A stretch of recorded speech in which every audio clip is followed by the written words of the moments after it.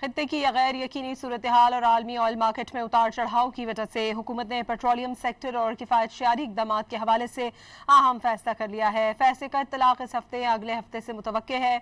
मार्च में उठाए गए किफायतशारी इक़दामात का दोबारा से इत्तलाक़ की तजवीज़ भी ज़ेर गौर है।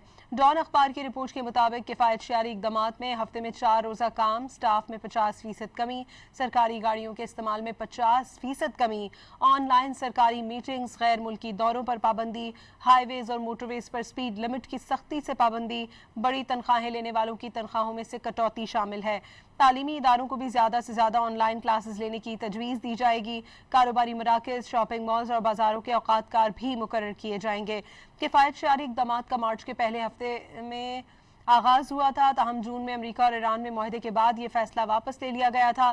ताहम अब इन पर दोबारा अमल दरामद का फैसला किया जा रहा है। पेट्रोल और डीजल की कीमतों का तयन अब सिर्फ वर्किंग डे पर होगा। रिटेल पेट्रोलियम प्राइस का ऐलान रोज़ाना की बुनियाद पर किया जाएगा। मंगल से जुमे तक रोज़ाना और हफ्ते से पीर तक 3 दिन के लिए कीमतों का तयन होगा। सरकारी ज़राए के मुताबिक पेट्रोलियम मसनूआत की कीमतों के निज़ाम और किफ़ायतशारी इक़दामात पर सलाह मशवरा जारी है।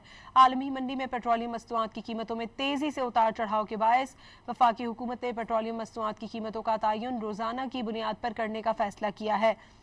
Petroleum levy, climate support levy, customs duty और मार्जिन्स का इख्तियार वफाकी हुकूमत के पास ही रहेगा। जुमे को पेट्रोल 5 रुपये 44 पैसे और हाई स्पीड डीजल 31 रुपये 5 पैसे महंगा हुआ था।